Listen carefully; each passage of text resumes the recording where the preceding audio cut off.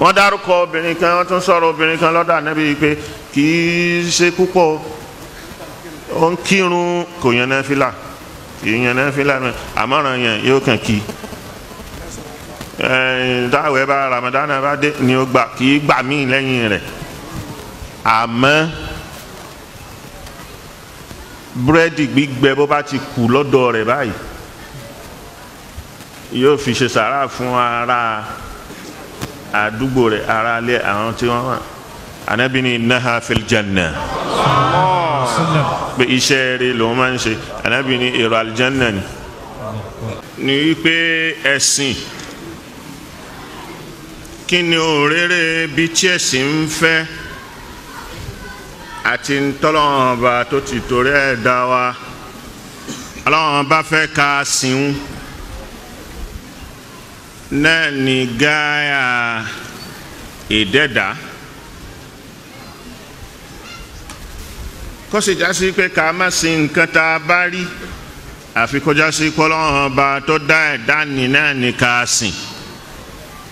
Ọlọ́wọ́n bá júwe rẹ̀ fún wa nínú Al-Qur'ani ó jẹ́ ká mọ̀ tá a fi mọ̀ wípé ntá ń bẹ lórí ẹ̀ òdodo ni ntá ń bẹ lórí ẹ̀ náà ni Ọlọ́run bá fẹ́ kìí ṣe àpèmọ́ra wípé à ń kọ̀ndẹ́mù ẹ̀sìn mi torí pé gbogbo àwọn ìdí wọ̀nyí tá a bá ti ń ka àwọn ìdí yẹn lámàrí pé kò séyìí tó súnmọ́ jù tó tayọ Islam òun la máa fi ṣe pẹrẹgì tá a máa fi wọn ẹ̀sìn tó kù nígbà tá a bá wọnú àwọn ẹ̀sìn ọ̀hún tá a bá sọ díẹ̀ nínú ẹ̀ torí ẹ̀sìn pọ̀ lọ́gbà.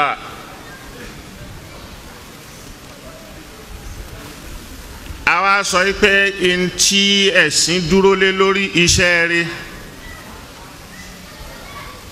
ntí ẹ̀sìn dúró lé lórí ẹ̀sìn wa tún ayé ṣe ni ntẹ́sìn dúró lé lórí ẹ̀sìn wa tún ọmọ èèyàn ṣe ni ẹ̀sìn wa bayé jẹ́ ẹ̀sìn ò fẹ́ kí a máa para wa kò sì fẹ́ ká tẹ̀jẹ́ lẹ̀.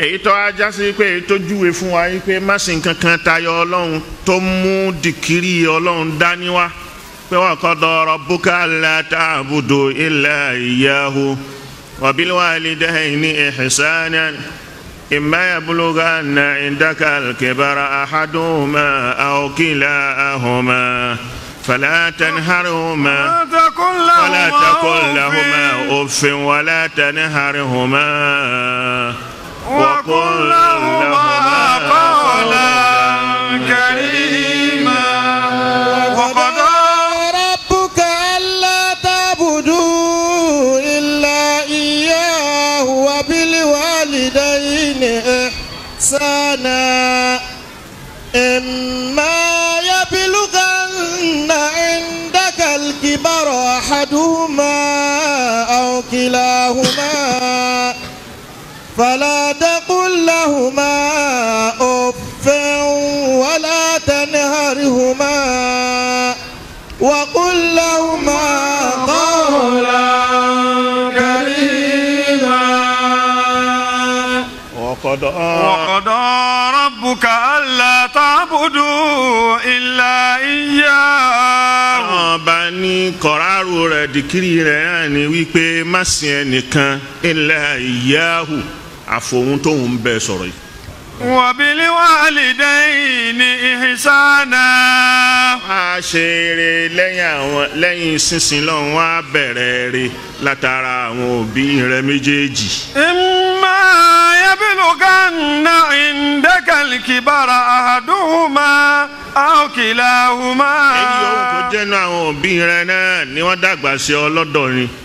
فلا تقل لهما أف. má ṣe sí ọ wọn. ولا تنهرهما. má jágbe mọ́ wọn. وقل لهما قولا كريما. lẹ́yìn sísìn lọ́hùn èèyàn tó súnmọ́ ọ jù èèyàn bẹ̀rẹ̀ láti bẹ̀ lẹ́yìn ni ìyá àti bàbá. lẹ́yìn sísin lọ́hùn ibi tí rere ó ti bẹ̀jà bẹ́ni tó súnmọ́ wa jù náà ni ìyá àti bàbá wa. ibẹ̀ ni nígbà tó bá ṣe eré sí ìyá àti bàbá ó wàá ṣe eré sẹ́lòmíì. tó o bá ṣe eré sí ìyá àti bàbá. ó wàá bẹ̀rẹ̀ oore láti bẹ̀ nì tí ó fi wá yíká gbogbo ọ̀ràn èèyàn pátá.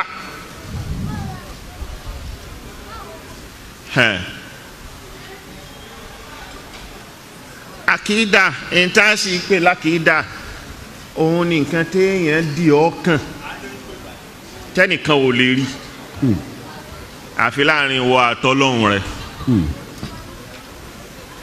àti wa àtọ́lọ́hun ibi tó a dúró lé lórí lẹ́yìn pé má sin nǹkan míì tó yàtọ̀ sọ́lọ́hun yìí ìdí ọ̀rọ̀ nu ni ó ti wá bá ọ látọ̀dọ̀ Ọlọ́hun tó dá ayé ipe òun lòun dá sánmà òun lòun dá ilẹ̀ tani Rabbus samawati wal ard pé wa alwahidul qahhar ẹni tó borí gbogbo nǹkan pátá Ọlọ́run nìna la ní òsìn òun ló dá sánmà òun ló dálẹ̀ òun ló dá gbogbo nǹkan tó wà ń bẹ òun ló déèyàn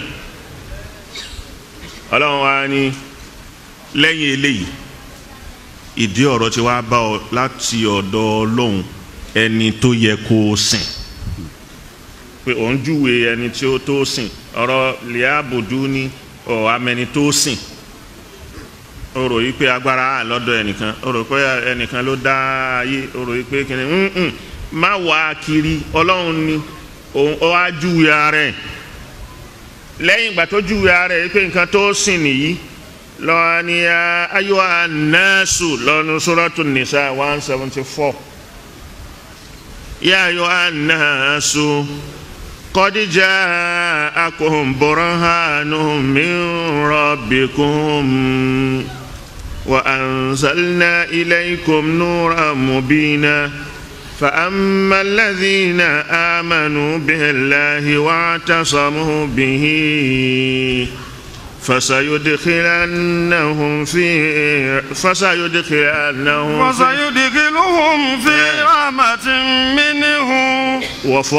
في رحمة منه وفضل ويهديهم إليه صراطا مستقيما يا أيها الناس قد جاءكم برهان من ربكم. Ọlọ́run wá ní ẹ̀rí pé kò sọ pé yá ayuha alladhina amanu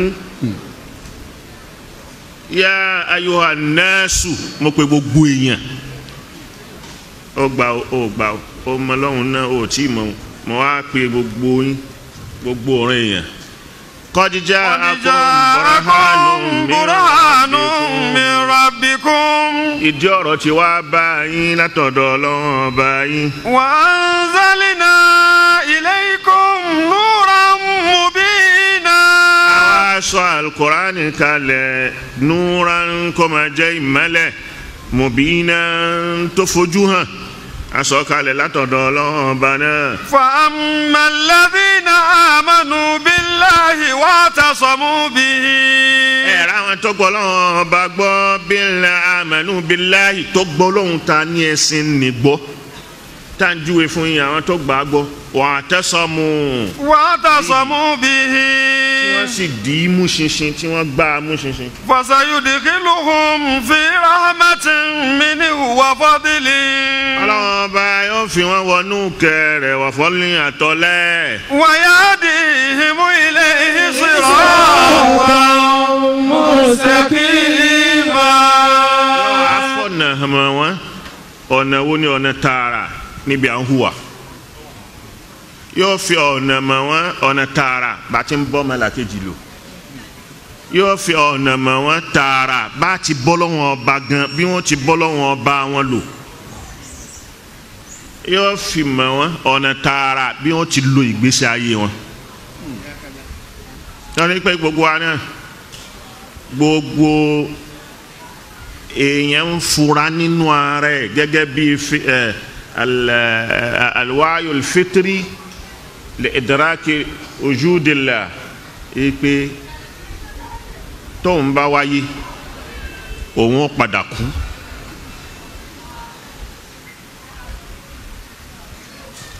gbogbo wa la gbà bẹ́ẹ̀, gbogbo èèyàn ló mọ̀ bẹ́ẹ̀ pé àwa ayé má kú kan ò sí.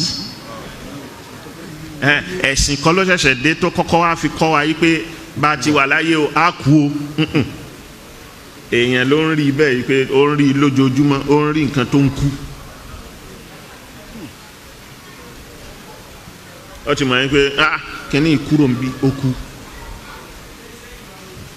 bá a ti ń rí ikú nínú lágbàáyé pé ó kú ni o, àmọ́ ó yà yípo padà, ó ń lọ ṣẹ̀mí ń bò míì. àtúngbà bẹ́ẹ̀ àwọn ọlọ́fà tó yá sí pé ìṣẹ̀mí ń bò míì tí gbogbo èèyàn gbà, tí èyí ṣe pé ẹ̀sìn kan ló ṣẹ̀ṣẹ̀ mú wá pé a ṣẹ̀mí ń bò míì, à ń fura ẹ̀ mọ̀, a ti mọ̀ lọ́dọ̀ ara wa gẹ́gẹ́ bí awareness, natural awareness tọ́lọ́ ń fi sí wa lára, tó ń jẹ́ alwayul fitri tọ́lọ́ ń fi sí wa lára làwọn masari àtijọ́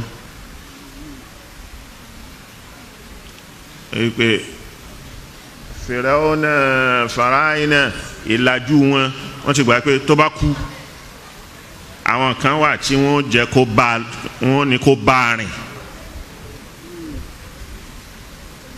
pé ó tún ayé tó ń lọ yẹn o yóò tún máa ṣe bí ọba ń bẹ ní o, so kó rí àwọn ẹrú tí ó máa ránṣẹ́.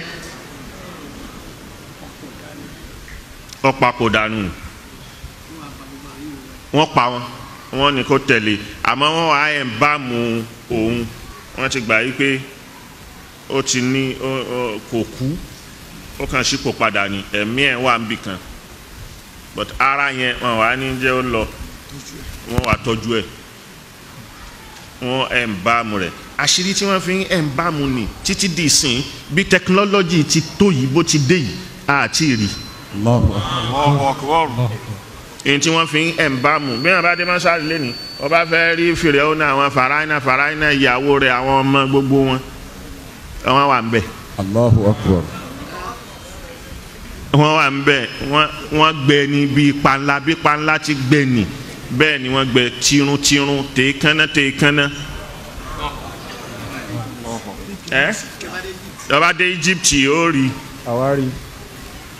wọ́n tún máa ṣàlàyé fún ọ níbi tí wọ́n bá gbé sí inú fọ́tò, inú gíláàsì tí wọ́n gbé sí. àlàyé wà ń bẹ̀ pé tó bó ṣe rí èékánná rẹ ni o, ó ra pẹ̀rẹ̀ wípé ọlá wà lára ẹ̀, ó sì ń gbádùn gbà tó wà, torí èékánná níbi ìgbà tí wọ́n ha, tí wọ́n tírìtì rẹ̀. àwọn tó ń báyàn gé èékánná tí wọ́n máa ń ṣe tírítímẹ́ǹtì pedicure, máa ń ṣe pedicure tí wọ́n ń ṣe manucure.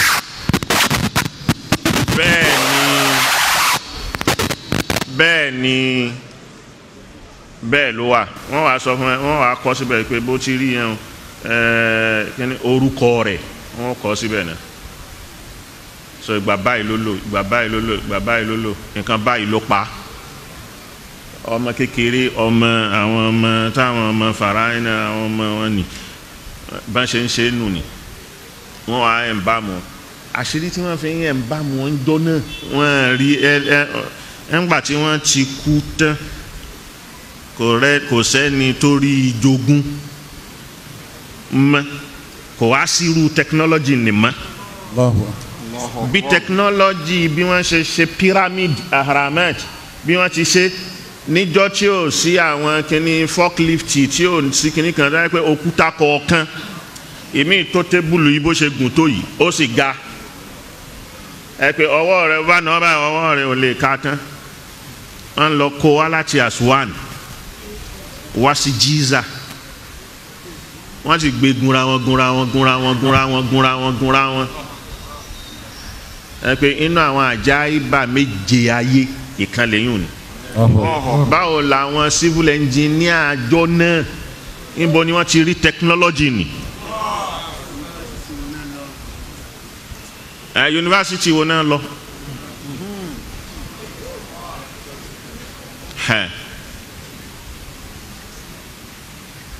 so àmọ́ pé a kú a bọ́ sí bòmíì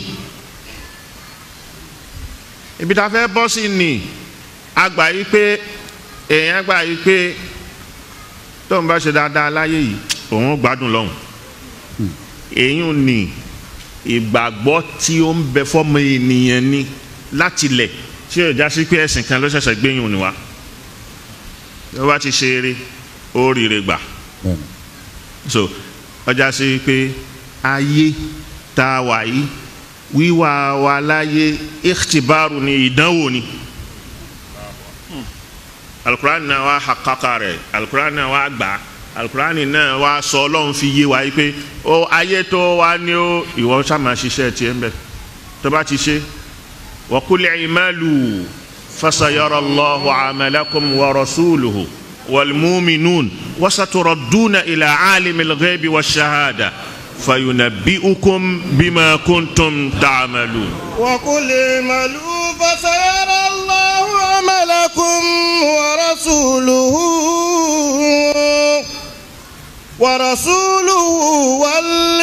والمؤمنون وستردون إلى عالم الغيب والشهادة فينبئكم بما كنتم تعملون.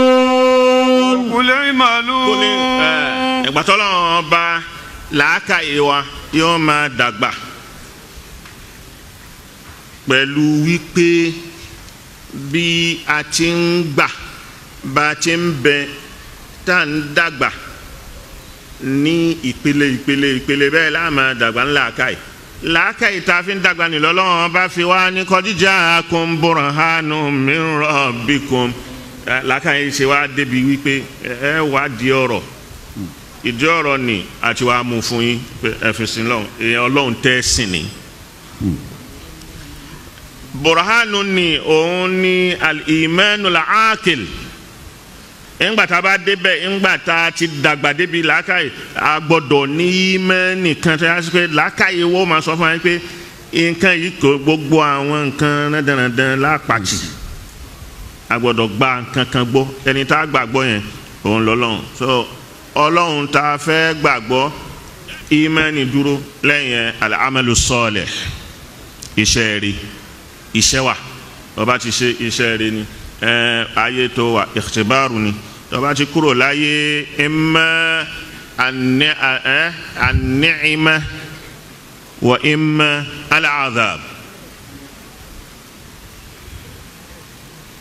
inú kò ṣẹ̀mí kò gbádùn inú kò jìyà aṣẹ tó bá ṣe tó kò jìyà aṣẹ tó bá ṣe àbí kò ṣẹ̀mí tó fẹ́ gbádùn Al-Qur'an Ọlọ́run wa dá sí Ọlọ́run wa ni. تبارك الذي بيده الملك وهو على كل شيء قدير الذي خلق الموت والحياة ليبلوكم أيكم أحسن عملا العزيز الغفور. تبارك الذي بيده الملك وهو على كل شيء قدير الذي خلق الموت والحياة ليبلوكم أيكم أحسن عملا وهو العزيز الغفور. تبارك توتوفون الذي fún tani fún ẹni tó já sí pé khalaqa biyadihi al-mulku òun ló ní gbogbo ọlá lọ́wọ́ gbogbo ọlá sọ́nà gbogbo ọlá lẹ́lẹ̀ òun ló ní lọ́wọ́ ló ní ìkápẹ́ wa huwa ala kulli shay'in qadir. gbogbo nǹkan ló kápá gbogbo nǹkan ló lágbára jùlọ. الذي خلق الموت والحياة. náà ni ẹni tó dá iye àti ikú. ليبلوكم أيكم أحسن عملا. òun ló dá kẹ́ kú òun ló dá. ليبلوكم أيكم أحسن عملا وهو العزيز الغفور. ikú àti iye ni. ليبلوكم láti dán yín wò ayyukum èwo nínú yín ahasanu amalan tí ó ṣiṣẹ́ rí ta nínú yín tó fẹ́ ṣiṣẹ́ rí so wàláyé fi ṣiṣẹ́ rí ni ikú fi gbẹ̀san ni. gbogbo ẹ̀ ọlọ́run ò lè dá gbogbo ẹ̀ kó máa dákú ọwọ́ nìkan náà ni ò lè kú. ọ wá fi ìmọ̀ bẹ láyé wa ó fi dán wa wò pé ó yá ẹ lọ bẹ̀ kí n wo bẹ ṣe fẹ́ ṣe mo wá ṣe ikú pé ẹ máa padà tẹ bá padà ẹ máa wá san yín lẹ́san ẹni tó bá gbé bẹ̀ ṣe eré tó gbà mí gbọ́ tó wá ṣe eré tó sìn mí tó ṣe eré. So lọ́dọ̀ Islam ọ̀ràn yẹn faridu ayin òun ni al-amalu salih kì í ṣe faridu kifaya pé táwọn kan bá ti ṣiṣẹ́ rí èwo ló kàn wá kan bàbá rẹ ti ṣiṣẹ́ rí kalẹ̀ so ìwọ ò nídìí kó ṣiṣẹ́ rí ṣéwù yàrá òkò ṣéwù ti gbé gbogbo ẹ̀ ṣéwù wo ló ń gbé. ojúlówó ọ̀ràn èèyàn ní pé tá a bá ti gbọ́ lọ́wọ́ wa gbọ́ ká ṣiṣẹ́ rí. ó àkáǹtì fara ẹ ọmọ ànábì ni mí la kò sí tó jọ ànábì bọ́tà ànábì sọ fún mi pé ya Fatima ìwọ Fatima ọmọ mi la ugni anki minallahi shay'a òun ò lè rọ ọlọ́rọ̀ lọ́dọ̀ Ọlọ́run pé ọmọ ànábì ni mí la. Sallallahu alayhi wa sallam. Ó pe gbogbo àwọn èèyàn ni ya Abbas ya kìíní ya ìgbà ya o ya kò bá ṣàṣùn la ugnikum minallahi shay'a. Lè rọ yín lọ́rọ̀ kí ni kan ó jẹ́ ọmọ ànábì ó jẹ́ bí ànábì ó jẹ́ ìyàwó ànábì iṣẹ́ tiẹ̀ ọ̀tọ̀ tiẹ̀ ọ̀tọ̀ tèmi ọ̀tọ̀. Man abta'ahu amaluhu lam yusri bihi nasabuhu. ọmọ wòlíì ni ọlọ́kọ́nà àkáǹtì bàbá rẹ inú iṣẹ́ rẹ tí bàbá rẹ ti ṣe ni wọ́n máa wá balẹ̀ jẹ́ ni wọ́n máa wá rí gbogbo àwọn ẹlò oníṣẹ́ dáadáa sáwọn èèyàn kò lè rọ̀ ọ́ lọ́rọ̀ wòlíì kan ńgbà tá nẹ́bí ò bá rọ fámìlì rẹ lọ́rọ̀ wòlíì kan wà á rọ fámìlì rẹ lọ́rọ̀.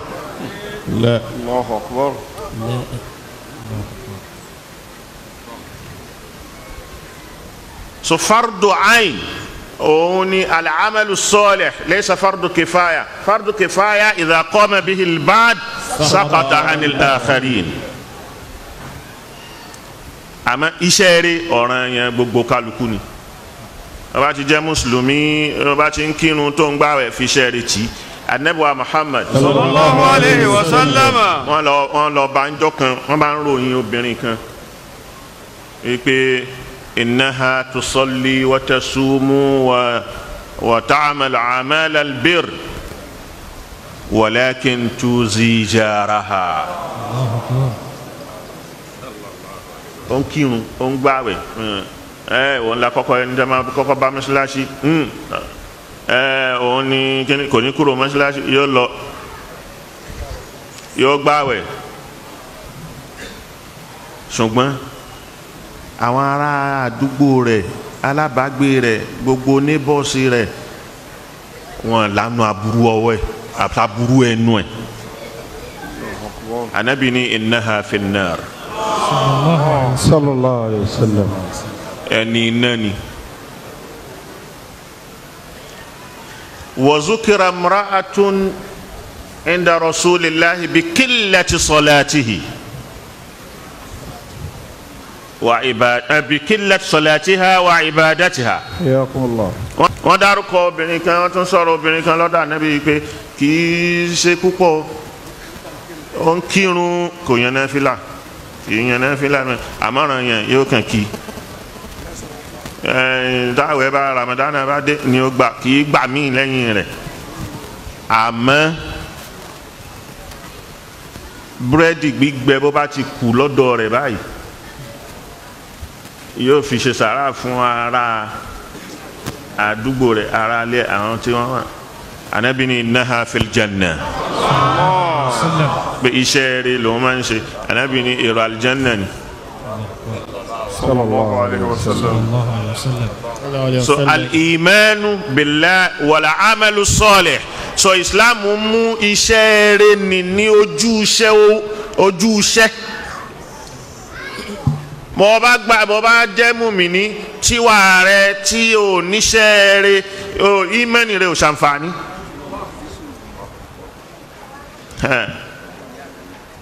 Bó bá sì èèyàn ní ṣiṣẹ́ rẹ̀ kó má gbọ́ Ọlọ́run gbọ́. Tó bá ń ṣiṣẹ́ rẹ̀ tí ò gbọ́ Ọlọ́run gbọ́ Ọlọ́run ó san lẹ́san rẹ̀ láyé. Torí lan yazabal urufu bayna Allahi wan nasi. La yazabul urufu bayna Allahi wan nasi. Man yaf'alil khayra lam yudam jawaziyahu. Khayra lam ya'dam jawaziyahu. Ẹ bá ṣiṣẹ́ rẹ̀ lam ya'dam jawaziyahu kò ní kò fún ẹ̀san. لا يذهب العرف بين الله والناس. لا يذهب العرف بين الله والناس. báwọn èèyàn bá mọ̀ Ọlọ́run ọba ó mọ̀. So bó tilẹ̀ òun kó mọ̀ Ọlọ́run ò ní ra ire kan láre téèyàn kan bá ṣe. So bẹ́ẹ̀ yẹn ò ní mọ̀ ní tó bá ń ṣiṣẹ́ rẹ̀ yóò gbẹ̀san láyé. Kò ní dé alkiyama kó gbẹ̀san èyún ni àmọ́ láyé yóò gbẹ̀san. Ọlọ́run yẹn sì fi ibi san ire kì í ṣalábòsí tí ó wàá fi ibi ẹni tó ṣe ire yóò wàá fi ibi san fún kò ní fi ibi san fún. Bẹ́ẹ̀ atọ́wárí ìgbà lọ́dọ̀ ànẹ́bí hadisi kan wọ́n gbé kọ́ mẹ́tẹ̀ sáàtù tásìkò kú rẹ tó bá fi tó súnmọ́ tó wabiyadi ahadikum fasilatun tó wá ní tó wá pé lọ́wọ́ rẹ báyìí ó sì kú dàbí dùn tó rọra yọ àti so horo dàbí dùn tó wá ra yọ horo àti so tí horo nì tó ti lanu tó fẹ́ so àbí kò ìso náà ni àmọ́ horo ni àbí igi kan igi obì ni igi mangoro ni igi èso kan ni igi nǹkan igi ọsàn ni ó wà lọ́wọ́ rẹ báyìí ó sì ti rí pé ikú ti dé tó bá wá lágbára fa in istata'a an la yakuma hatta yugrisuha falyaf'al. Allahu akbar. Hatta yugrisuha falyaf'al. tó bá ti wá rí i pé ó lè dìde ó rí i pé síbẹ̀síbẹ̀ náà ó lágbára àti dìde àmọ́ bí tó jókòó sí nìyẹn tó bá já sí pé kò walẹ̀ sí kò sì kíkíní níbọlẹ̀ kó lè wúlò fẹ́lòmíì tó ń bọ̀ lẹ́yìn nígbà tí wọ́n bá lọ falyaf'al kíró ẹni bẹ́ẹ̀ yà ṣe. Allahu akbar.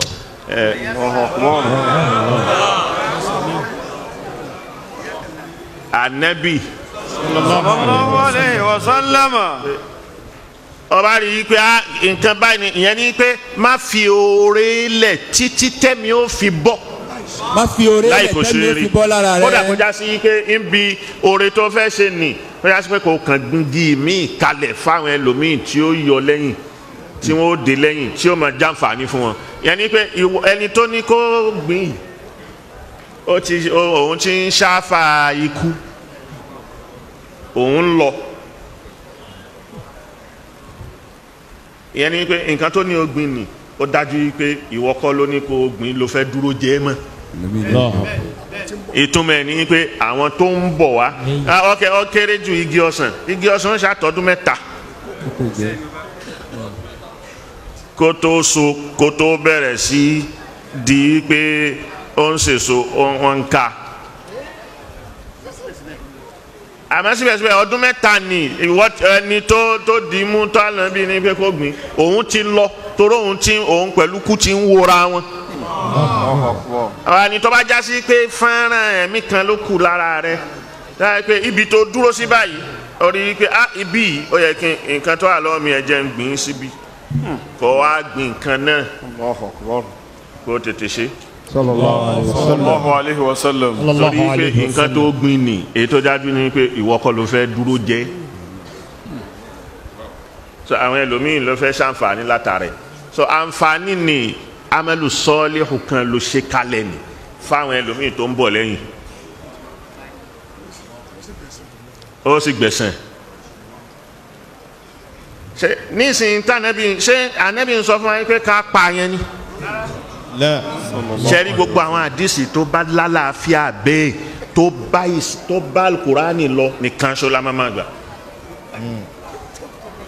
tó sì bá làákàyè lọ tó bá ọmọlúàbí lọ tó bá ìntànẹ́bí mú wa lọ sallallahu alayhi wa sallam. òun nìkan làdìsí tá a gbà yìí pé àdìsí tó lálàáfíà rèé àmọ́ àdìsí tó bá ti di pé nǹkan kí nǹkan ló ń kọ́ wa.